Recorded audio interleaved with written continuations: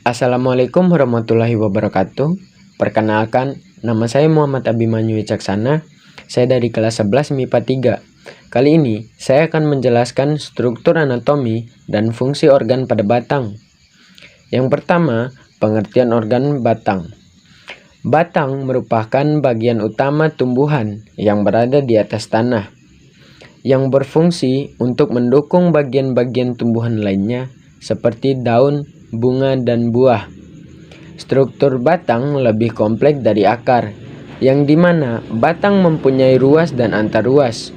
Pada ruas batang akan muncul bunga dan tunas daun. Cabang-cabang pada batang tumbuhan berfungsi menetapkan daun pada posisi yang memungkinkan daun mendapatkan cahaya matahari untuk proses fotosintesis. Adapun jaringan yang menyusun batang sebagai berikut. 1. Epidermis. Epidermis merupakan jaringan yang berfungsi sebagai pelindung jaringan yang ada di bawahnya. Jaringan ini tersusun atas lapis sel yang tersusun rapat. Jika batang tumbuhan bertambah besar, epidermis akan pecah dan akan digantikan oleh jaringan gabus di bawahnya atau peridrem, yang terbentuk dari jaringan korteks untuk menggantikan posisi epidermis sebagai pelindung. 2. Korteks. Korteks adalah jaringan parenkim yang mengisi bagian di bawah epidermis.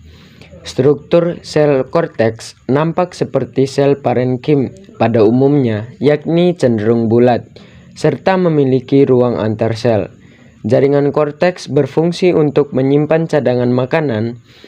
Ruang antara sel pada jaringan korteks berisi jaringan penyokong, yakni sklerekim atau korteks, yang menopang tumbuh-tumbuhan. 3. Endodermis. Batas antar korteks dan stele. Endodermis batang berbeda dengan endodermis akar. Sel endodermis terdiri atas sel hidup yang berbentuk silinder pusat. Dinding endodermis mempunyai struktur yang khas dan khusus. Yang terakhir adalah stele. Stele atau silinder pusat terdiri atas jaringan pengangkut, yaitu floem dan xilem, yang berfungsi mengangkut senyawa kimia dalam tumbuh-tumbuhan. Jaringan floem atau yang biasa juga disebut sebagai pembuluh tapis berfungsi mengangkut zat makanan hasil fotosintesis di daun ke seluruh tumbuh-tumbuhan. Melalui batang, floem daun akan menuju ke bagian akar setelah sebelumnya mendistribusikan makanan di sel-sel batang. Sementara jaringan xilem berperan mengangkut air dan unsur hara ke seluruh tumbuh-tumbuhan melalui akar. Ketika air dan unsur hara masuk melalui akar, kemudian akan diteruskan ke xilem dan diangkut naik ke organ tumbuhan lainnya. Berikut adalah perbedaan batang dikotil dan monokotil. Ini adalah contoh gambar batang dikotil dan monokotil. Perbedaan batang dikotil dan monokotil adalah sebagai berikut. Batang dikotil. 1. Ikatan pembuluh tersusun dalam satu lingkaran. 2. Floem terletak di sebelah luar xilem. 3. Terdapat kambium di antara floem dan xilem. 4. Mengalami pertumbuhan sekunder atau pertambahan diameter batang akibat perkembangan kambium. 5. Jaringan dasar dapat dibedakan menjadi korteks dan empelur. 6.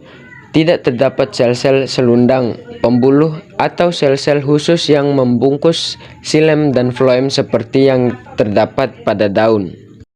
Batang monokotil. 1. Ikatan pembuluh tersebar. 2. Floem dan xilem bersebelahan. 3. Tidak terdapat kambium di antara floem dan xilem. 4. Tidak mengalami pertumbuhan sekunder. 5. Jaringan dasar tidak dibedakan menjadi korteks dan empelur. 6. Terdapat sel-sel selundang pembuluh. Yang terakhir adalah hubungan antara struktur dan fungsi organ. Struktur anatomi dari suatu organ sangat mempengaruhi fungsi organ tersebut. Contohnya, struktur organ batang memiliki stele yang terdiri atas partikel yang bersifat merismatis, sehingga memberikan kekuatan pada batang yang berfungsi sebagai penguat tumbuh-tumbuhan. Sekian dari saya. Wassalamualaikum warahmatullahi wabarakatuh.